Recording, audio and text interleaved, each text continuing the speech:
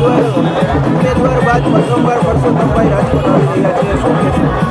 ભારતીય જનતા પાર્ટીના કેન્દ્રીય નેતૃત્વએ, કેન્દ્રીય પાર્લામેન્ટરી બોર્ડે સૌ પ્રથમ 195 ઉમેદવારોની યાદી જાહેર કરી છે. એમાં ગુજરાતમાંથી 15 ઉમેદવારો જાહેર કર્યા. એમાં રાજકોટ લોકસભા બેઠકના ઉમેદવાર તરીકે એક મોટા ગજાના નેતા, કદાવર નેતા અને બેસ્ટ પાર્લામેન્ટરી વિચક્ષણ રાજપુરુષ પરસોત્તમભાઈ રૂપાલાની પસંદગી કરવામાં આવી છે. એમની પસંદગી પછી એમની પહેલી વખતની મુલાકાત આજે રાજકોટમાં થઈ રહી છે.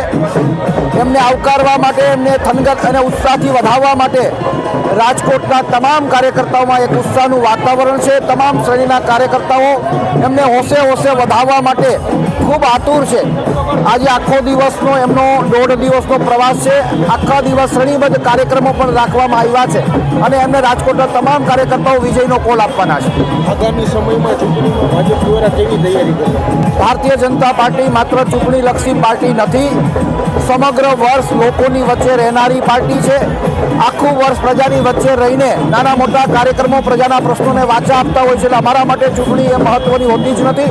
ચૂંટણી અમારા માટે સ્વાભાવિક હોય છે અને દરેકે દરેક દિવસ અમારા માટે ચૂંટણી હોય છે.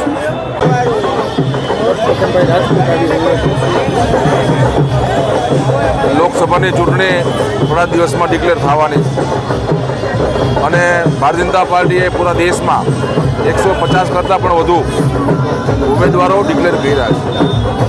અને એવી જ રીતે રાજકોટમાં પણ અમારા પ્રદેશના પૂર્વ અધ્યક્ષ અને કેન્દ્રીય મંત્રી રાજકોટને ઉમેદવારના સ્વરૂપમાં એક સક્ષમ નેતૃત્વ મળ્યું છે. રૂપાલા સાહેબ જેવું ખૂબ અનુભવી અને આમ લોકોની વચ્ચે હંમેશા રહેતા એવા રૂપાલા સાહેબ મળ્યા છે. અમને તમામ કાર્યકર્તાઓને, રાજકોટના લોકોને ખૂબ આનંદ અને ગૌરવ છે અને રૂપાલા સાહેબનો વિજય એ ભવ્યથી ભવ્ય વિજય હશે. આગામી સમયમાં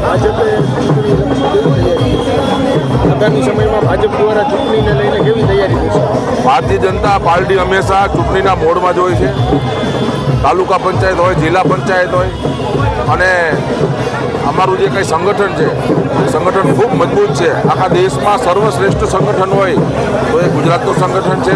અમારા પ્રદેશ અધ્યક્ષ પાટીલ સાહેબના ને જે કંઈ માઇક્રો પ્લાનિંગ કર્યું છે, પેજ પન્ના પ્રમુખ, પેજ સમિતિ સુધી જે પ્લાનિંગ છે એવું તમને એક પણ પાર્ટી પાસે જોવા નહીં મળે.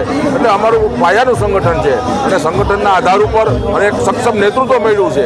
અને આજે ફરીથી એક બાર મોદી સરકાર, અબકી બાર 400 પાર એ આખા દેશે નક્કી કરી લીધું છે. ત્યારે રૂપાલા સાહેબનો વિજય ભવ્યથી ભવ્ય વિજય હશે.